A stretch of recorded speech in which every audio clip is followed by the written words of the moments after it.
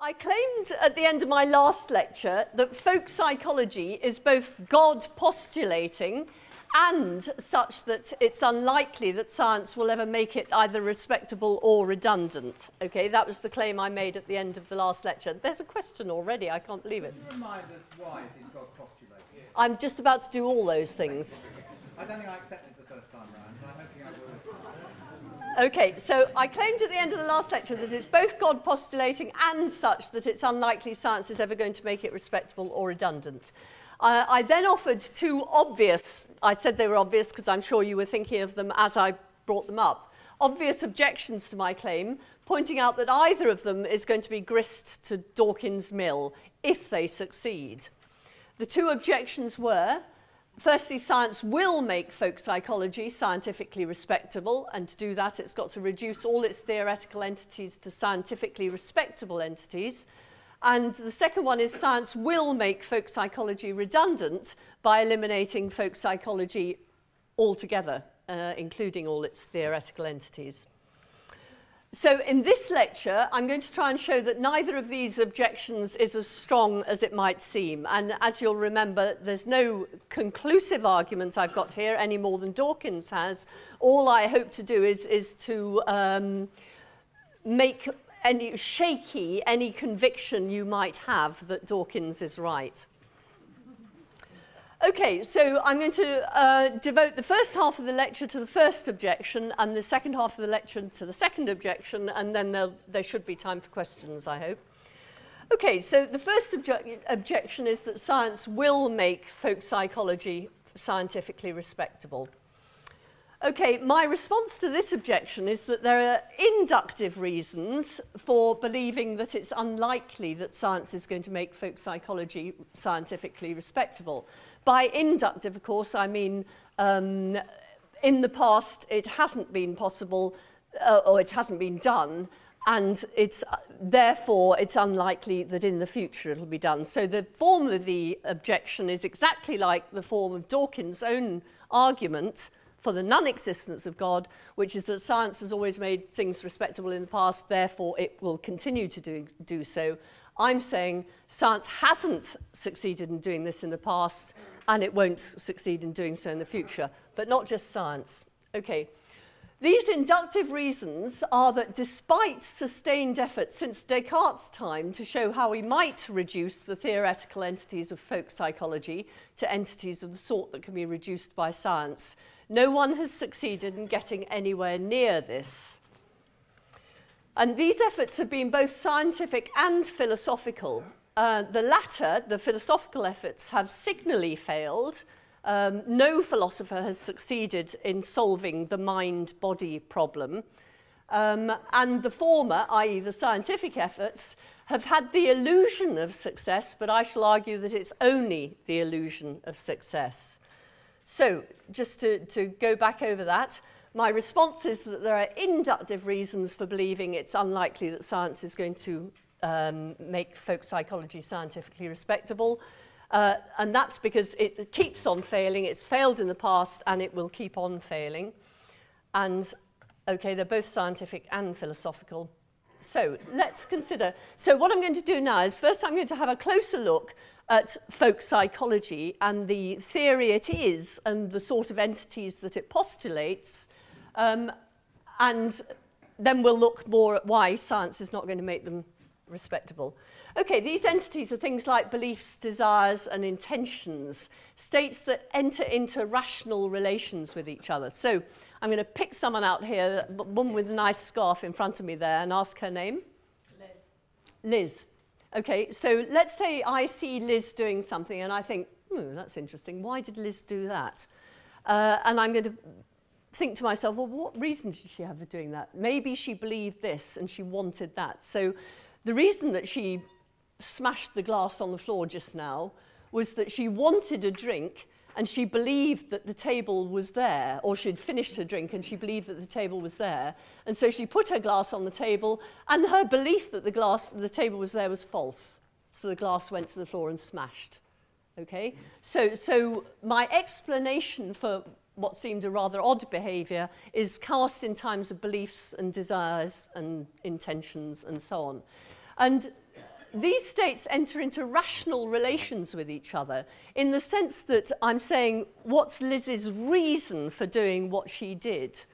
Okay, her reason is she wanted this, she believed this, therefore she intended that, and the reason that happened is the belief was false. Might not have been false, might have just put the glass down on the table, but then maybe I wouldn't have been so interested in explaining her behaviour, because putting a glass on the table is pretty straightforward. So it's beliefs, desires and intentions and the fact that they enter into rational relationships with each other that I think is the very important characteristic of folk psychology. So these beliefs, desires and intentions provide us with reasons for doing whatever it is that we do. Okay, so my claim is that every attempt by either philosophy or science to reduce these entities, beliefs, desires, and rational relations between beliefs, desires, intentions, and actions, and so on, to reduce these entities to entities recognized by science has failed despite huge efforts. And I shall claim that in philosophy there isn't even apparent success, and in science the appearance of success is illusory. Okay, so that's the argument I'm going to make good, I hope, in this area. So, why has the appearance of success in science been illusory? Well, I think empirical studies have only the illusion of success because mostly, I wouldn't like to claim all do because I hardly know about all studies, mostly they falsely assume that they understand what mental states are and they end up begging the question. So let me give you an example of this. It's often the case when I'm talking about philosophy of mind and when I'm talking about things like this that people bring up Libet's theory of intention. I'm quite sure that quite a few of you will know it. Benjamin Libet argued, Benjamin Libet and his team conducted an experiment in which subjects were asked to flex the fingers of their right hand whenever they wanted and to note the time at which they decided to do this. So there was a clock with a large clock with a revolving spot on it, and they were supposed to notice when the revolving spot, where the revolving spot was on the clock as they decided to flex their fingers. So here they were sitting here, they think, okay, I'm going to do it now. And at the point they decide, I'm going to do it now, they note the position of the clock and then they flex their fingers. Okay. And Libet's team took electrical readings from the subject's scalp and electromyogram readings of their muscle movements, and they averaged the readings over 40 flexings for each subject. Now, if we take time t as the time at which the muscles moved, okay, in order to flex the fingers, so t is when the muscles move, it was shown by Libet and his team that there was a negative shift in readiness potential at t minus 550 milliseconds. Okay, ms is just milliseconds. And that the subjects noted subjective awareness of decision-making at t minus 200 to 150 milliseconds.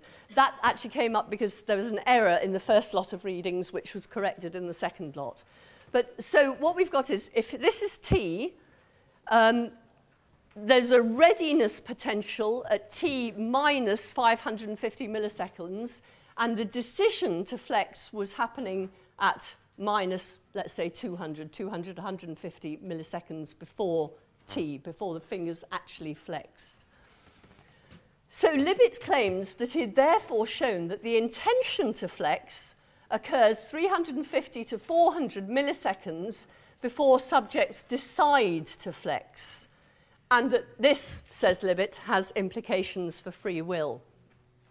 Okay, how many of you are familiar with this experiment? Come across it vaguely. Okay, but most of you actually, which is interesting. Okay, this is often put to me as an example of science making respectable of part of folk psychology. Okay, but I'm going to ask, has Libet really shown what he thinks he's shown? A couple of questions here. Why should we agree that the event occurring at t minus 550 milliseconds is an intention to flex rather than, for example, the desire to flex? And secondly, why should we think the event occurring at t minus 200 to 150 milliseconds is a decision to flex rather than the formation of an intention to flex? So let's just get this right. And I asked for a whiteboard, but I see it hasn't arrived. So I'm going to do it here. Can you all see the whiteboard? Yep. If I move it into the light a bit more, might help. And it's going to collapse on me. So this is T. This is when the muscle movement occurs. This is t minus 550 milliseconds. This is when Libet says the intention to flex occurs. And this is minus 200 milliseconds when he says that the decision occurs. Okay, do you see how it's going? And what I'm asking is, why are we calling this an intention? And why are we calling this a decision? Okay, so that's a very interesting question for a philosopher. So you start to read Libet a little more carefully, and you see that actually he uses the language of the mind, intentions, desires, etc., as if all these things are completely interchangeable. So sometimes he describes the event that occurs at minus 550 as a desire. Sometimes he calls it an intention. Sometimes he calls it a wish. Sometimes he calls it an urge. It actually starts to get quite irritating because you think, these are different things. This is like calling a chair a table, etc. Not yet. Just a question about what you're saying. What has been measured at minus 550? But that's exactly what I'm asking. Okay. What Libet says has been measured is an intention. When Is it that, has the person actually changed that clock or whatever, has made a note of the time? No, what happens here is that they can actually measure objectively what's called a negative shift in readiness potential. And Libet is calling that an intention, and he's calling the other event that's also measurable in terms of subjective awareness of the subject, a decision. And this is very important because he says his conclusion is that the intention happens before the decision does. And what's more, the intention is unconscious. So the intention occurs before the subject is subjectively aware of making the decision to flex. So obviously what these things actually are is hugely important. But he uses them all interchangeably, as I say, desires, intentions, etc., all as if they were the same thing. Well, let's have a closer look at this. Hang on, where were... So what I want to do... No buts at the moment. I'm sorry. Let me get my argument out, and then you can have your buts. So let's consider the difference between desires, decisions, and intentions.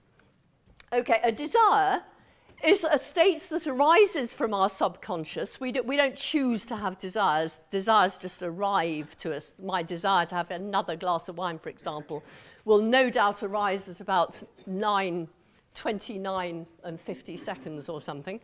But it'll come from my subconscious without any urging from me. Okay, desires are more or less strong. They're urges. We sometimes think of them as urges. So I have an urge for a cream cake or something like that, or I have the urge to resist the cream cake or whatever. They're more or less strong. Maybe my desire for a cream cake is stronger than my desire to get into that dress next week or whatever. Or maybe the desire to get into the dress next week is stronger. Whatever it happens will have an effect on what I choose to do. But that's what desires are. They arise from our subconscious. They're more or less strong urges, and they're directed at some state of affairs. So you can't have a desire, a generalized desire. I'm wondering about that. But usually we have a desire for a Marmite sandwich, a desire for a glass of red, or whatever. Decisions, on the other hand, are momentary occurrences that essentially involve uncertainty. So if you think you've spent the evening or spent a sleepless night trying to make a decision, what you've been doing is having a sleepless night. Sorry, I was going to say making a decision. You've been trying to make a decision. You've been weighing up the different things. You've been looking at the pros. You've been looking at the cons and so on. But eventually, a decision will be made. Decisions tend to make themselves. And you don't have a decision unless there's uncertainty. You're uncertain about something, and then suddenly you decide. So are you going to vote Labour, Lib Dem, or whatever the other lot are called? So that was not a party political point. That was a momentary lapse of memory. So if there's uncertainty, eventually there'll be a decision. And the decision may be not to make a decision, of course, but there will be a decision of some kind if there's uncertainty.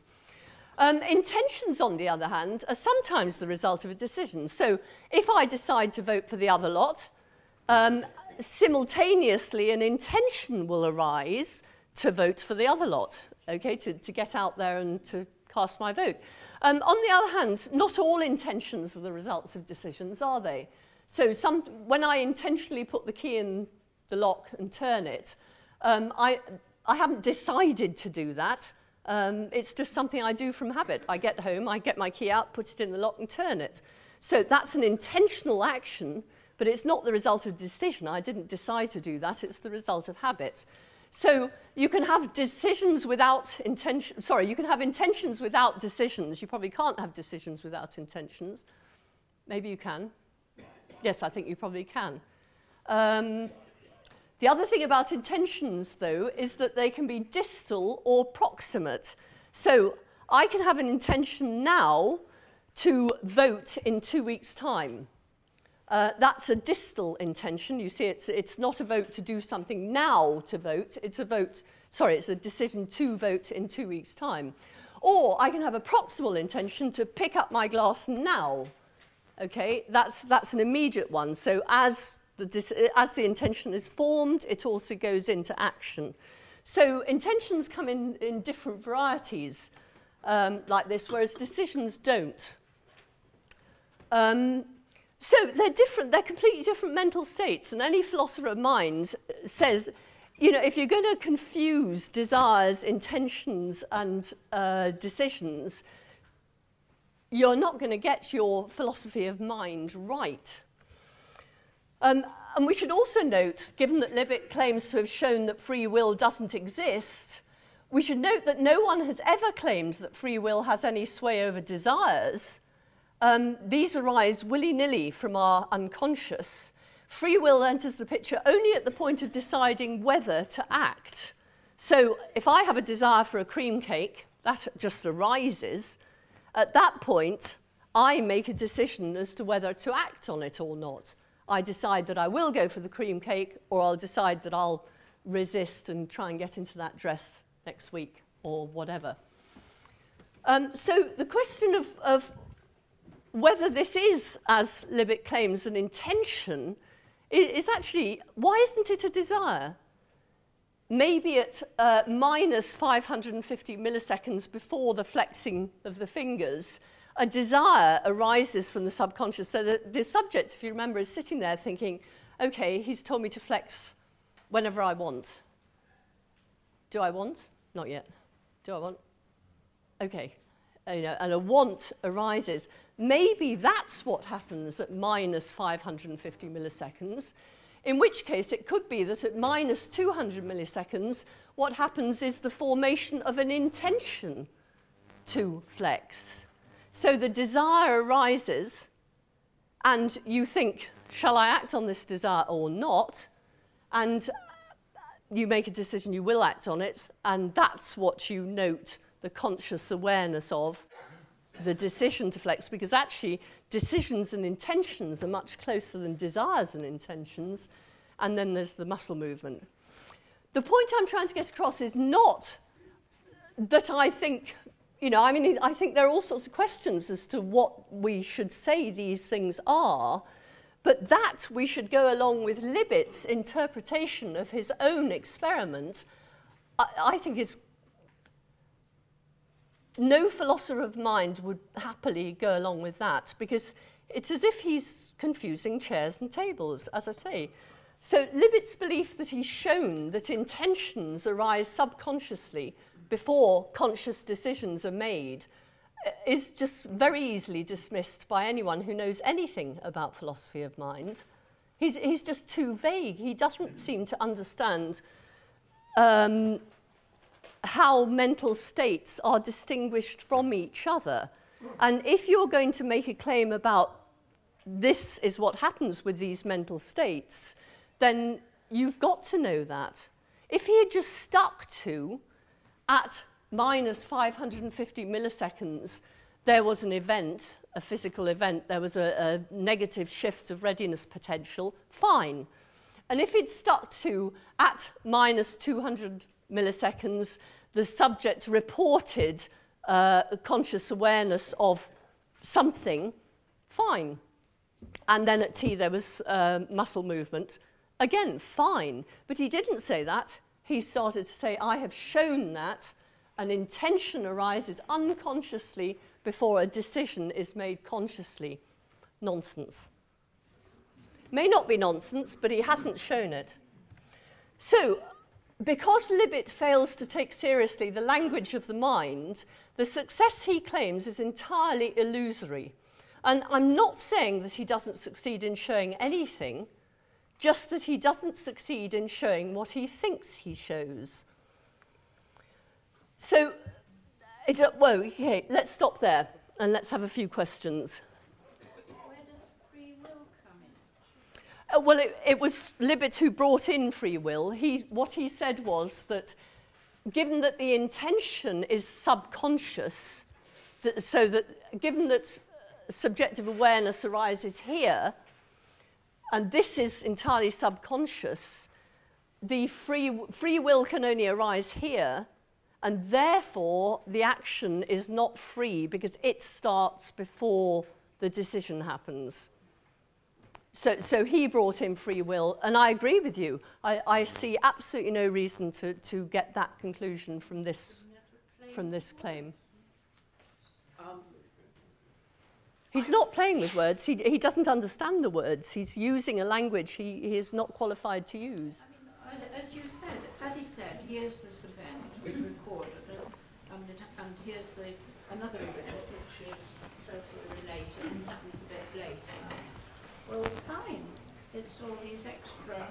Yes, it's the language of the mind, which he isn't qualified to use. Sorry, let's go on. Basically say, so what? You know, I understand what you're saying, but he saw something interesting, but he misinterpreted it. But that's the whole thing about the scientific method. Somebody is perfectly able to go back later and say, I can actually reproduce the physical findings, and I choose to interpret them in a totally different way. And if you sort out the fact that sort of the actual terminology of not mixing it up, which was your criticism, how does that sort of support your argument that that the scientific sort of method can't sort of make sort of FP respectable? Surely you're basically shooting him down because he got his words mixed up, not because... No, it's not just because he got his words mixed up. It's because, and this happens often, the idea that people use the language of the mind, the idea of intentions, beliefs, desires, and so on, without having the slightest idea that there is a very good taxonomy of mental states that philosophers of mind have been putting, and now psychologists have been putting together very effectively, and they don't use it. Now, you're quite right. He could go back and he could say, Talbot, I understand. What you're saying is quite right. I should have stuck to the ordinary language, and that's fine. So you're absolutely right. I can't go from this one example of a very badly put together, very badly interpreted. Sorry, the experiment was perfectly fine. The interpretation of the experiment was very bad. Can't go from that to extrapolate to all of them are. But I wanted to give an example of the sort of thing I mean. And this is a particularly good one because so many people have heard of it. Can I just say that although it's very unfortunate that he used subconscious intention to label an electrical reading, the simplicity of the study was that the electrical sign of the precursor of the action occurs a certain amount of time before the mental decision to decide to flex the finger. Now that is a significant step in reductionism and an Sorry, why is it a significant step in because reductionism? it shows that the idea that mental decisions have agency and they are the cause of things is perhaps not right. Why does it show that? Because the electrical activity, which is reliably and predictably the precursor of the action, occurs before the free will mental decision. Okay, so states are causing action rather than having to invoke philosophical concepts of agency. But do you see this man is saying exactly what I'm saying? I completely agree that there's an electrical event that occurs at minus 550 milliseconds before the flexing of the fingers. I also completely agree that this event isn't available to the subjective awareness of the subject, okay? The subjective awareness of the subject comes in here. Now, why do you want to say both that this is the precursor of the action and this, oh, sorry, let me put this another way. I'm quite happy to allow that that might be a desire and therefore it's the precursor to the action. Don't call it anything mental. Oh, well, okay, fine. It's a sign of brain activity, which is the precursor of both the mental awareness and the flexing of the finger. But then let me repeat what I said earlier. Nobody, and especially no philosopher, is denying that there will be something that arises unconsciously before the conscious decision to act or not to act. So a desire arises from the subconscious, and then the person makes a decision as to... You're bringing in mental words now. Yeah, I am, but the... An electrical impulse is not a desire or an intention. It doesn't need philosophy. It's purely... How many people understand what I'm saying? Put your hands up. Okay, not enough. I need to go over it again. Okay, let's go back to what I was saying. Nobody denies that a physical event happens at minus 500... Are you listening to me, sir? No, you're not. Okay, nobody denies that a physical event happens at minus 550 milliseconds. Nobody denies that an act of conscious awareness happens at minus 200 milliseconds. And nobody denies that, of course. What we're denying... Now, he put a mental interpretation on this, and I've said that's not a good mental interpretation, but you have also put a mental interpretation because you want to say that the electrical precursor of the action event happens before subjective awareness, okay, and that this shows you that it happens before free will occurs. Is that what you want to say? That is so. Okay, and what I'm saying is that fits entirely with my story if, instead of seeing that as an intention, we see that as a desire, and this as the intention, and then that fits perfectly well with my story, which is that there's nothing free will requiring until this happens, which is also when consciousness happens. I thought your story was that you got it all muddled up. No, the only thing I'm saying he got muddled is his mental language, that he should not have said that, called that an intention and that a decision. Sure, that's forgiven. Do you completely understand now? I understand he shouldn't have used those words. Of course he shouldn't, but do you see my point, which is that this has no implications whatsoever for free will? Illusory. You're building on that one point.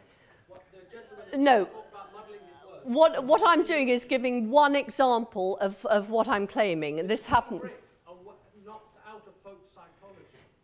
One brick knocked out because it's reductionist. It is a reductionist finding. I'm sorry, it isn't a successful reductionist finding. There's no successful reduction here of anything mental to anything physical. Nothing at all. Electricity and action and decision. Of course that's reductionist. Can I say, I think what he's suggesting is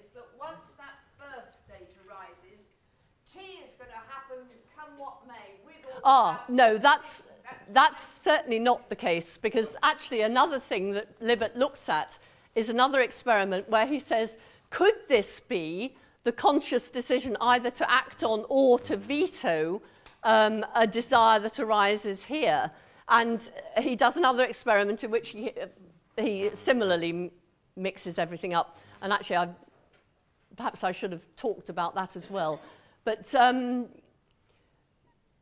there is no successful reduction. The reason there isn't a successful reduction is that you could have given an entirely different characterization of the reduction that would have actually left it correct from the point of view of philosophy of mind. In other words, you might just as successfully say that that's a desire as to say it's an intention. But it would be, I mean, cognitive science is a very, very young discipline. And yes, you relatively young. could back this experiment up with, say, doing a brain scan at the same time, and then possibly correlate that to other elements that could be areas that light up where okay. Someone is conscious of desires. But the thing is, I totally agree with the other person. It is a step forward in understanding brain activity that didn't exist before the experiment. I completely agree. Very bad definitions, but also I don't see where this is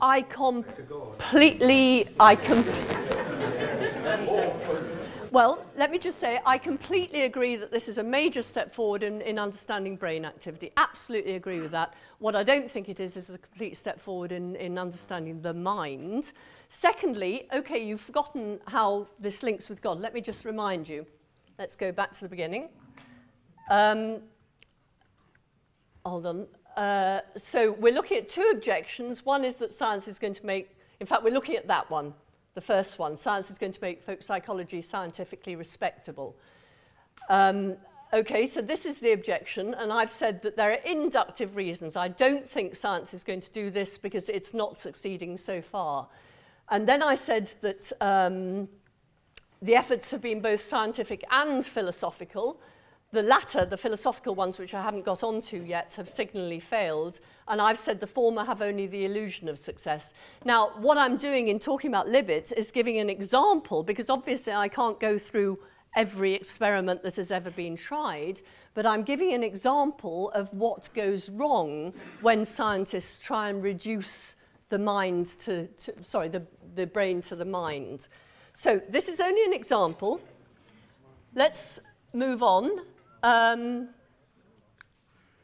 So what I'm saying is that he uses the language of the mind as if intentions, desires, urges, wishes are interchangeable. I've looked at the differences between them. And I've said that his arguments are rather easily dismissed. I think quite a lot of people in this room agree with me. Now, because, well, and quite a lot disagree, accept that completely. Because Libet fails to take seriously the language of the mind, the success he claims is entirely illusory. Doesn't mean he doesn't succeed in showing anything. Okay, this is what I wanted to say. Showing that one scientific study has failed to make mental entities scientifically respectable goes nowhere near showing that none do. But I'm prepared to bet that any study you come up with could be dealt with in a similar way. So I don't expect you to agree with this, but I've given you one example that I think makes it very clear that many of the scientists, that at least one of the scientists who claims to reduce the mind to the brain has signally failed. And I would be prepared to bet that if any of you come up with another experiment that claims to do this, I could do virtually the same thing with that one. Okay, so obviously I can't go through them all. The best I can do in half an hour's lecture is give you one example. Okay, if it doesn't convince you, it doesn't convince you. But it's a condition of science making the mind scientifically respectable that science first understands the nature of the mind. And that's what I'm going to go on to say a little more about. Philosophers do understand the nature of the mind, but they too have failed to make it scientifically respectable. And since Descartes, I mean, actually philosophers have been trying rather longer than scientists to make the mind scientifically respectable. You'll all have heard of the mind-body problem. What is the relation between the mind and the body? A lot of people think that this problem has been solved. It's been solved by what's called the type identity theory, or type identity theory, where there's nothing more to a mental state than a neural state. So every mental state, the belief that P, for example, is neural state N. So there's a particular type of neural state that correlates with a particular type of mental state, and therefore we can claim that it is that mental state. Okay, repeating myself. The trouble is that philosophers have failed with this mind-body problem. I mean, they have succeeded in showing that the type identity theory is almost certainly false. I'll say almost certainly because there are still a few philosophers who hang on to it, but they're very much the rump of philosophers. They failed because they keep coming up against the fact that the mental is completely different from the physical. Well, what do I mean about that? Well, let me get a flip chart here.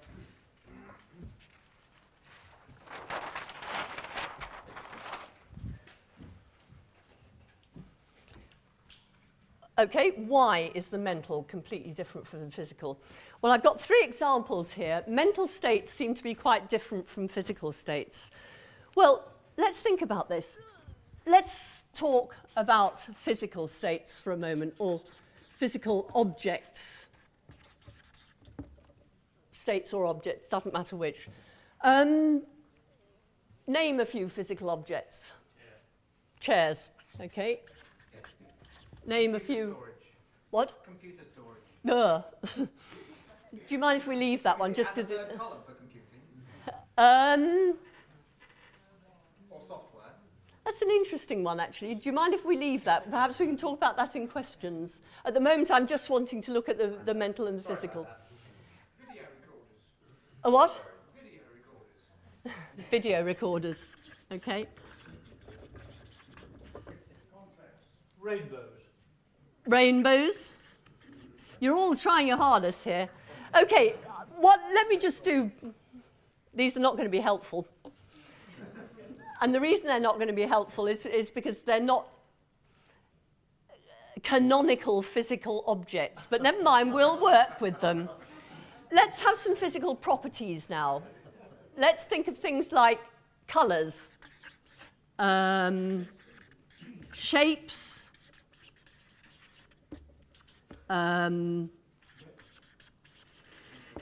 let's think of relations that physical objects enter into, and then we'll end up with states. So the chairs being blue, the pens being black, one event's causing another event, causal relations there are, temporal relations. So one event is before another, isn't it? Spatial relations. So the chair is on top of the video recorder, or we might put it the other way around, the video recorder. The rainbow is over the houses, etc. The houses are under the rainbow. So these are physical objects, physical properties, and physical relations, relations between physical objects. Okay, now let's look at mental objects. Objects in brackets, because of course we don't want to beg the question by assuming that mental objects are modelled on physical objects. Let's think about beliefs, desires. Well, let's use the ones I've been using. Intentions. What are the properties of mental objects? What sort of properties are there? So a belief can be, it's not blue, is it? You don't get blue beliefs. Strong beliefs, yeah, okay. Can I put that under relations? Because, yes, there are temporal relations, aren't there, between beliefs and desires. So that belief was had before that intention and so on. Okay, but what other properties are there? So complete the sentence. That belief is what? Can I say false rather than delusional? Just to make it easier, in the same way that I didn't want to use computer software. Changeable. Changeable, yeah.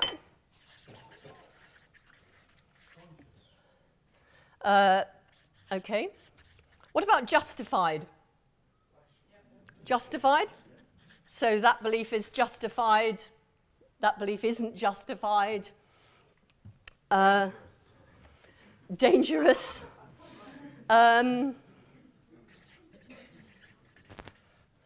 Okay. There's another property of beliefs and intentions. They have contents, don't they? They have intentionality. So if you have a belief, that belief is a belief about something, isn't it? So you have a belief about the chair, that it's blue. My belief is that the chair is blue. My belief is that Liz is wearing a nice scarf, etc. So beliefs have intentionality or aboutness. Or another way of saying that is that they have content. Okay, now let's look at the relations between mental states. Temporal relations we've already got. They share that with physical events, don't they? So just as physical events are in time, so are mental events. But are mental events in space? Is one belief on top of another, other than metaphorically? Is it? On top of, like this?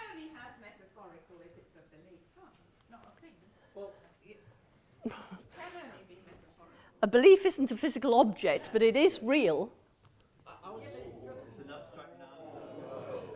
Are you telling me that beliefs aren't real? Isn't it really derived from a verb? Aren't you really just believing? Whoa. This is going to get interesting. Let's go back. I mean, before we get away from this, let's go back to the idea of whether beliefs can be in space. So here is, that table is in between the lectern and me. Okay?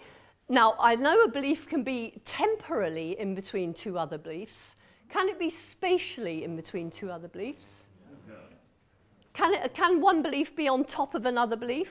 I would say yes, because if you believe that the world was created in 4000 BC, it flows from the belief... No, flows from... But it's on top of the...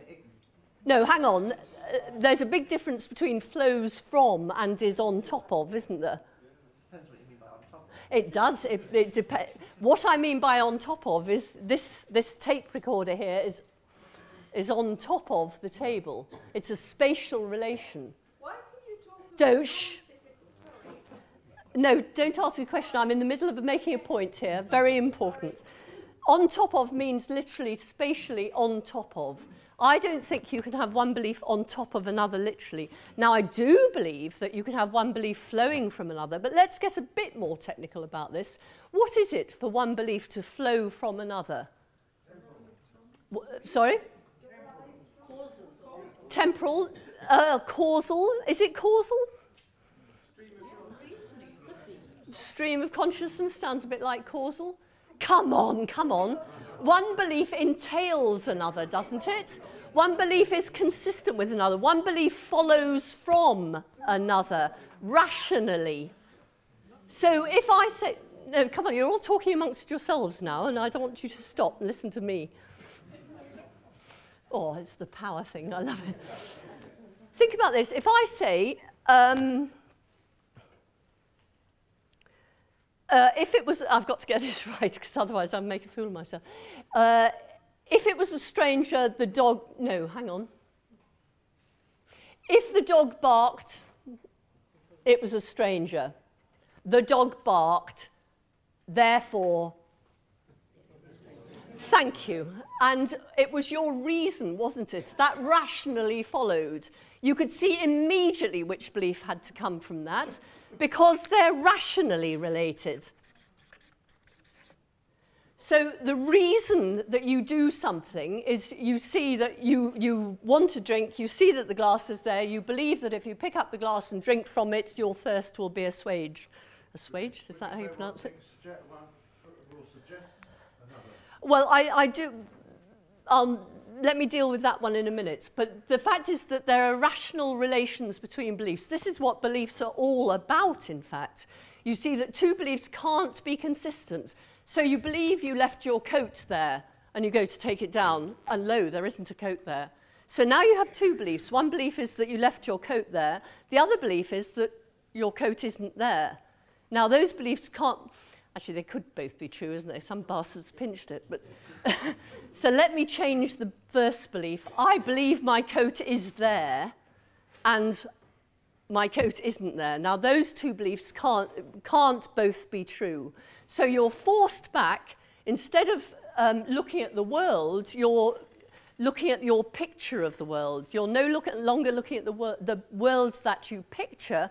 You're looking at your picture of the world and seeing that it's inconsistent, incoherent, and therefore that one of your beliefs must be junked. And you can only do this if there are rational relations between your beliefs. Now, notice that there aren't any rational relations in the physical world. If this pen can't entail that glass, there's no such thing as this pen's following from this glass, or this pen's being black following from the glasses being on top of the table, etc. The fact is that rational relations belong to the mental realm, not the physical world. Now, some of you said that there are causal relations in the mental realm. One belief causes another. That's true. That does happen. But when it happens, it tends to be a malfunction. Because if one belief causes another without being a reason for the other, are you with me? So your belief P causes the belief that Q. That's an association of ideas. It's not necessarily a rational move from one belief to another. For a rational move, they must be rationally related. There must be a following from, or flows from, perhaps, if you prefer that.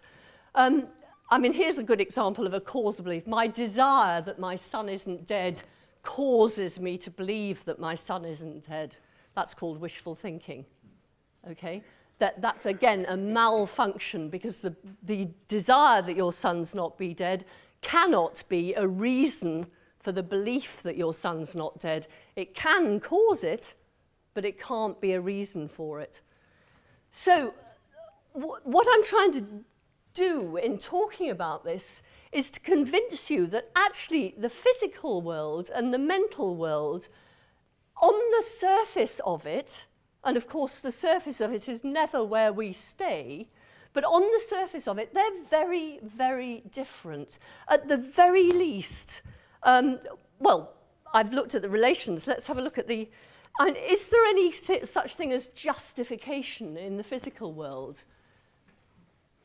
Can one physical event justify another? It may cause it, but it doesn't justify it, does it? They are just facts. They're not norms. Norms aren't involved here. So what I'm trying to do is show that on the surface of it, these two things are very, very different. My God, look at the time. So that's the first one. Let's have a look at this. Rational relations seem to be quite different from causal relations.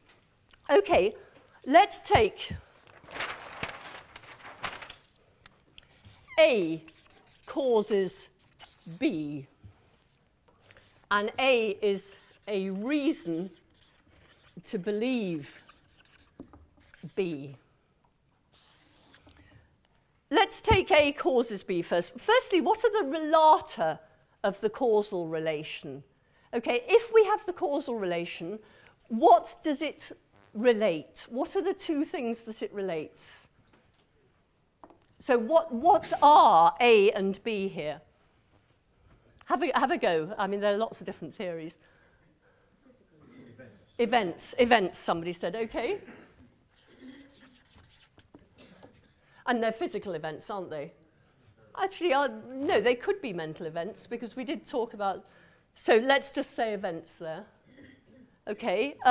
What's our evidence for saying that A causes B? We've seen a correlation between A and B. A correlation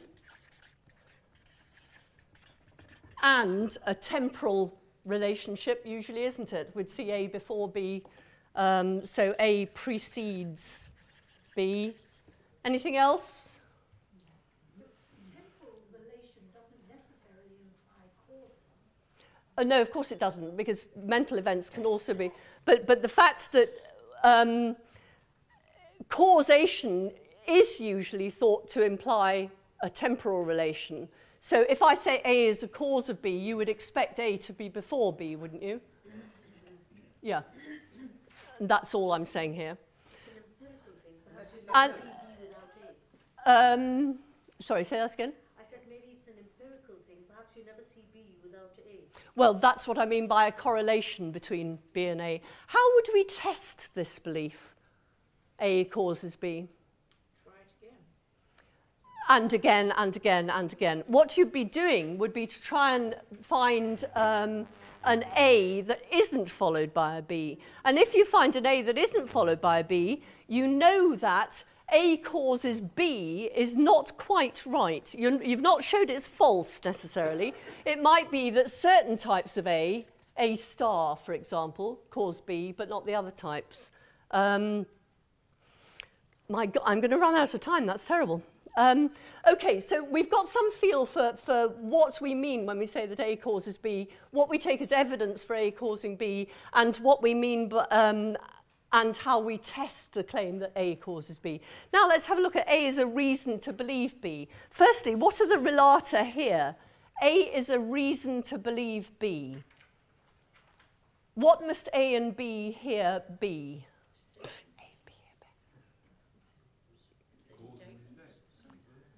Hesitations, did you say? They could be statements, yeah. Okay, what else could they be? What are statements, actually?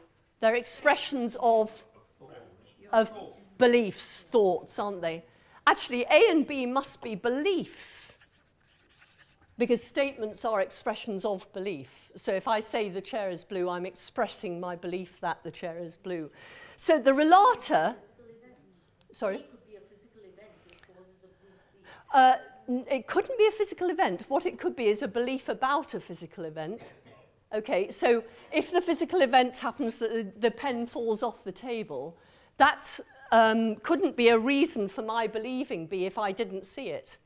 But if I saw it, so I believe that the pen fell from the table, then I might believe whatever it was that the other belief was, if you see what I mean. So what's our reason for saying that A is reason to believe B? Is it the observation of a correlation between the two?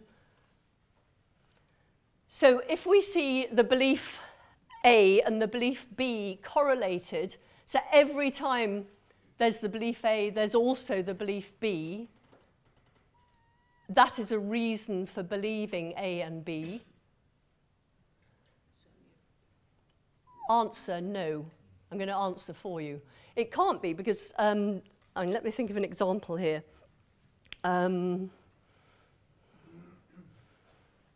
Well, okay, I think this is an example. I don't know your name. I know your name and I know your wife's name, which is useful. Okay, if I see Alan, the thought of Alan is often correlated with the thought of Janet. Is the thought of Alan such as to be a reason to have a thought of Janet, or a reason to believe that Janet is there, or something like that? Answer, no, it isn't. A correlation, but that's a very bad example. I apologize for that one.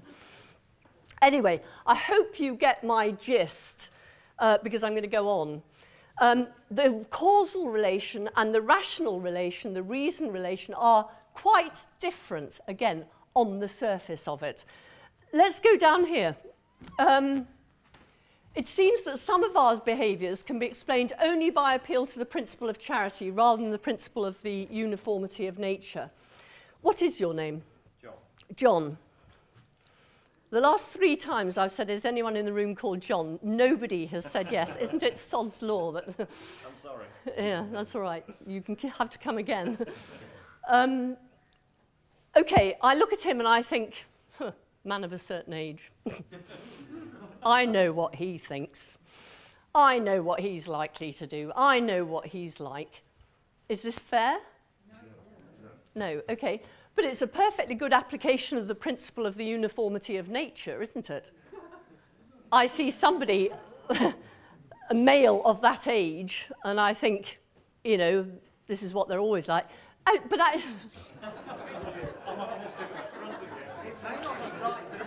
This is such a bad example, isn't it? Sorry, I'm tired. But let me make the point I was going to make, because the example works perfectly well as that. What I've got to do is say, okay, again, as I did with Gurinder, or whatever his name was here, this is John. He's different. This is another person. This is somebody with whom I can cooperate in the search for truth. If he does something mad, I shouldn't just dismiss him as mad. If he does something that appears to me to be cruel, I shouldn't think he was cruel. I should check what he understood himself to be doing. Here I'm not using the principle of the uniformity of nature, I'm using the principle of charity. I'm assuming that any appearance of irrationality, falsehood, wickedness, etc. on his part, until I know better, because I'm certainly not saying that people aren't wicked, irrational, etc. Till I know better, I'm going to assume it's my bad interpretation rather than his wickedness, irrationality, etc. So, okay, that was a romp through. Let's move on. So I hope I've made a point that once you actually look into what mental things are and what physical things are, if you're going to say, as so many people want to say, without any justification whatsoever, that a mental state is a physical state, that a mental state is a brain state or something like that, you are saying that brain states, you can make sense of brain states having intentionality, being justified, being rationally related, etc. Now, we know that brain states are causally related, but are they rationally related? And so on. There's a lot of work to be done. That's the point I'm making. And these reasons are behind the signal failure of all attempts since Descartes to show that the mind is scientifically respectable, i.e. reducible to the brain. And of course, the fact we've failed so far is no reason to believe we're never going to succeed. And it's certainly no reason to stop trying. I'm anything but a mystery monger. If we can reduce mental states to physical states, apart from anything else, it would be a very good application of Occam's razor. Why should we admit these strange things if we can do it all in the other ones? But many people, and it's very interesting how in the philosophical world we've gone right back from thinking that it's obvious that the mind is going to be reduced to the brain to thinking, actually, it can't be done. And that's only in the last 20, 30 years. So, and just a little personal history. In fact, this is why I started to believe in God, because I tried for 17 years to show we're nothing more than sophisticated computers. I was an adherent to functionalism, it was so-called. And I decided that we are more than sophisticated computers and started to believe in God. I'm not telling you that because I did it, you should do it as well. I'm just giving you literally a feeling for what happened to me, why I decided. Okay, but I could have gone the other way and decided that as the mind doesn't seem to be scientifically respectable, as we've got all these things here that are not physical and not apparently reducible to the physical, the mind had better be eliminated, because after all, science is where it's at. And if something isn't scientifically respectable, then it should be eliminated. Now, that brings me to the second objection. So if you remember, objection 1 was that science will make folk psychology scientifically respectable. Objection 2 was it's going to make it scientifically redundant. Okay, so these are the arguments of the people who believe that folk psychology will be made scientifically redundant. Okay, and just a reminder of what this is. By eliminating folk psychology completely and replacing it with another theory that postulates entirely different entities but has the same explanatory power. So, the eliminativists, so-called, believe that neuroscience is eventually going to replace folk psychology. So what we'll talk about is brain states, not beliefs, desires, etc., things like that. Neuroscience is not going to recognize beliefs, desires, intentions, decisions, because we've seen they're not scientifically respectable, so neuroscience can't recognize them. Instead, it's going to eliminate these in favor of neural states. So in explaining each other's behavior, we won't appeal to beliefs, desires, reasons, etc. at all. We'll only appeal to neural states. Now, the eliminativist reason for believing this is that, like me, they believe that there's inductive reason to believe that science isn't going to make folk psychology respectable. But unlike me, they believe that this means that folk psychology must be eliminated. But let's look at what's involved in eliminating folk psychology and all its theoretical entities. It would mean, for example, that we're not rational, that we don't act for reasons at all, that everything we do, we're caused to do. Now, that's fine, because a lot of people believe that anyway. They believe in determinism. They believe that everything you do is the result of the laws of nature and the events that happened just beforehand. Actually, physicists don't believe that either these days, that everything is determined in that way. But some people do think that. But the idea we're not rational bothers me, that. It bothers me to think that we don't act for reasons, that everything we do, we're caused to do. Okay? We also have no beliefs about anything. We have neural states, and those neural states cause us to act, but we don't have any beliefs. We have reason to believe that we don't have beliefs. They think that there's no such thing. This is not my belief I'm putting forward now, very importantly. This is the beliefs of the eliminativists. They believe there's no such thing as content or meaning. There couldn't be, actually, because the only thing that has content is a belief, isn't it? Or rather, there are two things that have content or meaning. One is our beliefs, and the other is the sentences that we use to express our beliefs. Okay, we think of the first, beliefs have content, and sentences have meaning. But if there aren't any beliefs, there aren't any contents, are there?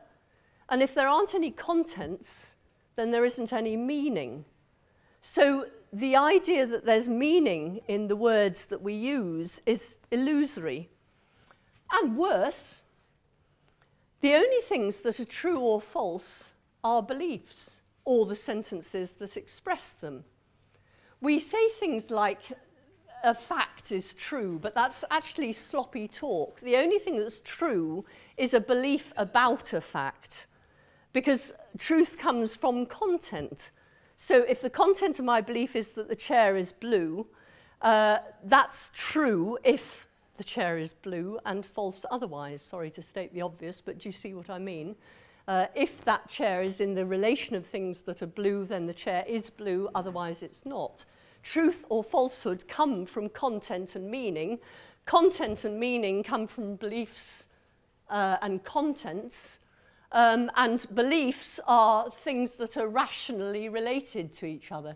If you're going to get rid of one, you get rid of the lot. So if eliminativism is true, it would mean all these things are also true. And in fact, the world of the eliminativists is like the world of the hard determinists, those who believe that causal determinism precludes free will, in that everything that matters to us, the choices that we make, the truths that we believe, etc., is illusory. But we might say, as the eliminativists do, that we shouldn't worry about this, because if eliminativism is true, it's true now. And now is okay, isn't it? See what I mean? I mean, we're sitting here having this discussion now, and determinism and the eliminativists are not saying that we're not having this discussion. They're just saying that there is no meaning to it, there is no purpose to it, there is no reason behind it, etc. If you like, it's all pointless. But they're not saying that we're not having it. So if it's true now. And if now is okay, why should we worry about the non-existence of truth, meaning, etc.? Maybe we shouldn't. We just carry on as we are going.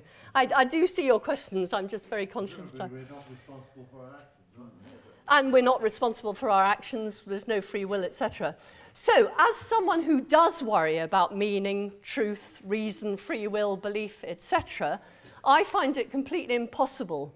That's a psychological statement about me, incidentally, to go along with the eliminativists in their belief that science will one day prove it to be true. Instead, I believe that science will never eliminate folk psychology, because I think that meaning, truth, reason, free will, etc. really do exist. But to return to Dawkins, is this an empirical issue? Because if you remember, we started with the claim that the God hypothesis is a scientific hypothesis, so this is presumably an empirical issue. Well, I think it's clear that science might prove eliminativism true. Maybe in 50, 100 years' time, whatever, maybe in 20 years' time, the eliminativists will have been shown to be right and will eliminate folk psychology. Okay, completely accept that that's possible. But it's equally clear that a failure on the part of science to show that eliminativism is false wouldn't demonstrate that eliminativism is false. See what I mean? Because the elimination of folk psychology might be just around the corner. In other words, we can never be sure that we haven't, or sorry, that we won't ever succeed in eliminating folk psychology. The only discipline that could demonstrate the falsehood of eliminativism by showing that embracing it involves a contradiction is philosophy. So, eliminativism, is it an empirical hypothesis? Science could show that it's true, but couldn't show that it's false. Only philosophy could show it's false. So, in summary, let's have a slurp of this one. There are three possibilities. Either Dawkins is right, and science is going to make either folk psychology either scientifically respectable or scientifically redundant, or the eliminativists are right, and as science won't make folk psychology respectable, it will eliminate it, i.e. make it redundant. Or I'm right, because as science will neither make folk psychology respectable or make it redundant, we continue to have reason that God exists. And that reason is the existence of reason, truth, free will, content, meaning, etc. Hang on, I went the wrong way. There's a reading list that I didn't have time to do separately, so I put on there. You won't be able to read it now, but it'll be on your things, and mine's a glass of red.